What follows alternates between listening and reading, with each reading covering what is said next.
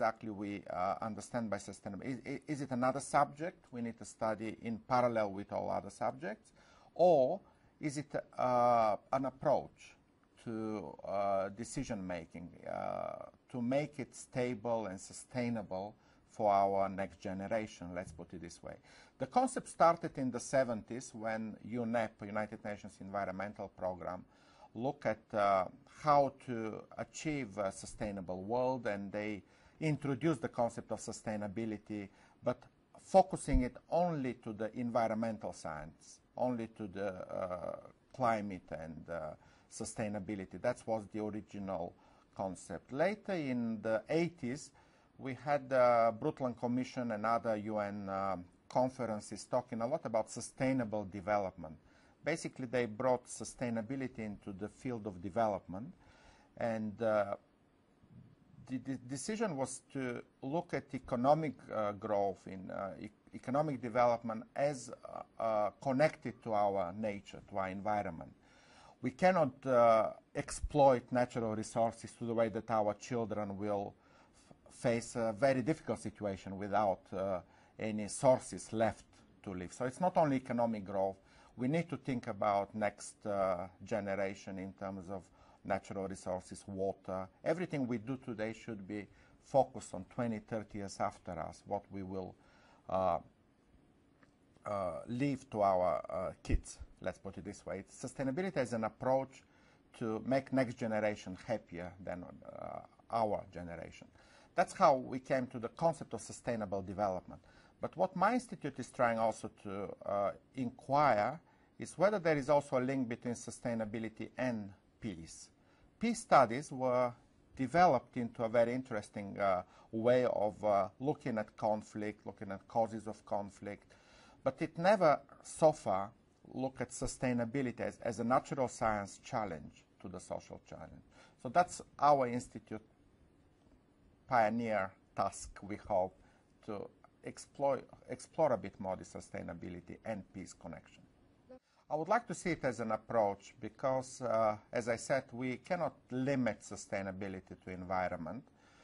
There was a discussion earlier today, for example, how do we teach sustainability in schools or in universities?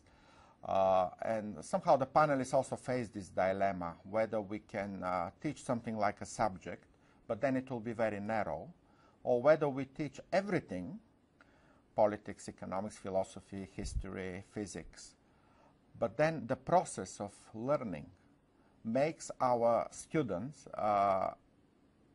adaptable to a way of life which is sustainable. It's not a scientific subject per se. It's an approach to every scientific subject in order to achieve where we are going. So it's a goal and a process in the meantime. And that's why I think the connections between various disciplines are very interesting here. And we saw also in the conference in the past 2 days, we have so many disciplines here. We have social scientists and natural scientists talking to each other, which was not the case, by the way, 20 years ago.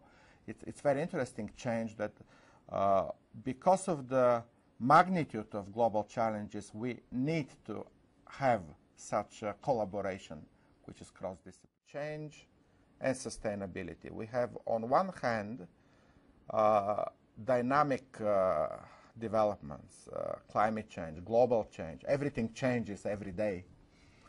And on another hand, we need to create sustainability, which is kind of the opposite of change, which is kind of long-term, durable solutions.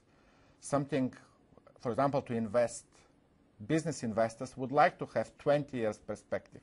They don't want to lose their money after 5 years. They want to have a stability in predictability of what they're doing. And how to achieve that predictability in a global environment which is changing so rapidly, so dynamically. And I think this is the huge challenge here, which still needs to be investigated and explored. We need to find those answers, how to bridge sustainability and change. Sustainability helps if what we would like to sustain is efficient and positive and brings happiness. Let me give you an interesting example. For example, we don't need to sustain a totalitarian regime. or military approaches.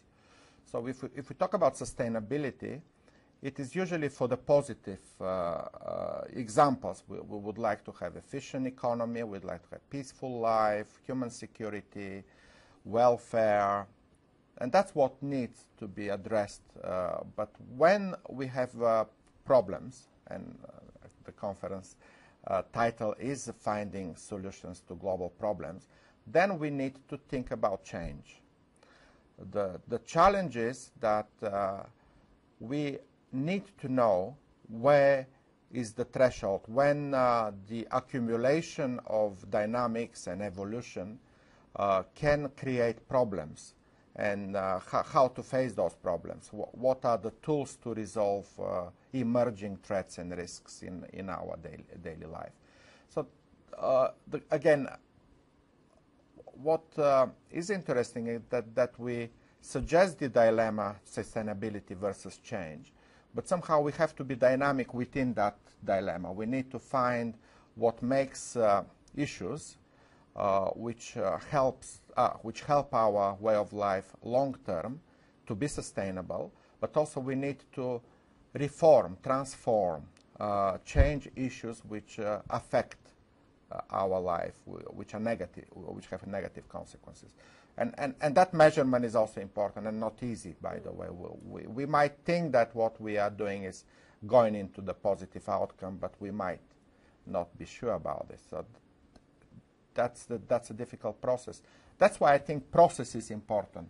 The learning of trial and error, experimenting, not being afraid to take fresh approach, innovative approach, and reach some solutions. Then the process of learning makes our students